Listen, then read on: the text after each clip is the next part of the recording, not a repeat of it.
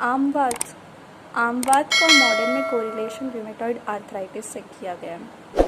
हम आयुर्वेदा अनुसार पढ़ेंगे आमवात। आमवात का स्वतंत्रता पूर्वक वर्णन माधव निदान में किया गया है। आमवात के हेतु देखेंगे। विरुद्ध आहार चेष्टस्य मंद अग्नि निश्चलस्य च स्निग्धम भुक्तवतो ही अन्नम व्यायाम कुर्वस्तता। माधव निदान 25 अध्याय।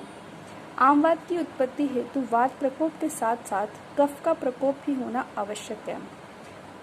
विरुद्ध आहार की चेष्टा करना, अग्नि का मंद होना, स्निग्धता होना, अति व्यायाम करना ही आमवात के हेतु कहे गए हैं। आमवात की संप्राप्ति देखेंगे। हेतु सेवन के पश्चात एक साथ ही वात एवं कफ प्रकोपित हो जाते हैं। कफ के स्निग्ध गुरु पिच्छल आदि गुण के कारण इसके अति सेवन से अग्निमांद्य उत्पन्न होती है। अग्निमांद्य होने के पश्चात आमवात की उत्पत्ति होती है। इसी प्रकार वात आदि प्रकोपित दोषों के अत्यधिक सेवन से अग्नि मंद हो जाती है और आम दोष की उत्पत्ति होती है और आम कोष्ठ से हृदय एवं 10 धमनियों द्वारा सर्व शरीर में व्याप्त हो जाता है। आम की उत्पत्ति पश्चात आमाशय एवं संधि स्थान में यह स्थान संश्रित हो जाता है। आम के गुरु पिच्छल आदि गुणों से रस व स्रोतों में अवरोध होता है और आमवात की उत्पत्ति हो जाती है।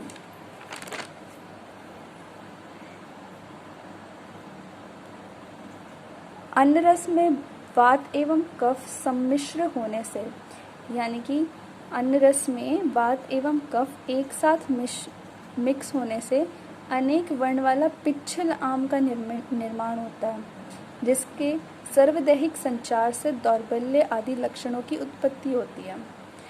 आमवात में दोष होते हैं वात पित्त कफ। वात दोष का व्यान वायु, पित्त का पाचक पित्त और कफ का क्लेदक कफ और श्लेषक कफ दूषित होता है। दूषशेष में रस धातु दूषित होता है। अग्नि जठर अग्नि मंद हो जाती है। स्त्रोतोदुष्टि संग होता है। दुष्ट स्रोतस रस व स्रोतस और अधिष्ठान है इसका संधि स्थान। सामान्य लक्षण। अंग मर्दो अरुचि तृष्णा, हृदय आलस्यम गौरवम ज्वर, अपाक शून्यता अंगम आमवातस्य लक्षणम। माधव निदान अध्याय 25। आम के सर्वदैहिक संचार से रस धातु में समावस्था उत्पन्न होती है। जब तक रस व स्रोतस में आम का संचार रहता है तब तक आमवात के सामान्य लक्षण निर्माण होते हैं। इसके लक्षण में अंगमर्द होता है, आलस्य होता है। ये साम वायु के कारण उत्पन्न होते हैं। अरुचि अविपाक अग्निमांद्य के कारण होते हैं। तृष्णा होती है, अंगगौरव होता है, ज्वर होता है, ये आम संचित होने के कारण होते हैं। शोथ होता है, सर्वदैहिक या स्थानिक संधियों में उत्पन्न होता है। इस अवस्था में अस्थि और संधि स्थान में आम का स्थान संशय होने से संधि शूलादि लक्षण उत्पन्न होते हैं। संधि शूलादि लक्षणों के प्रकट होने की अवस्था को प्रवृद्धावस्था कहते हैं।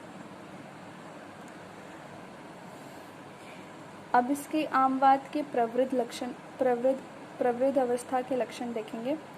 हस्त पाद शिर गुल्फ त्रिक जानु उरु आदि स्थानों में शूल एवं शोथ निर्माण होता है। संधि स्थान में आम संचित होने से वृश्चिक दंशवत वेदना होती है।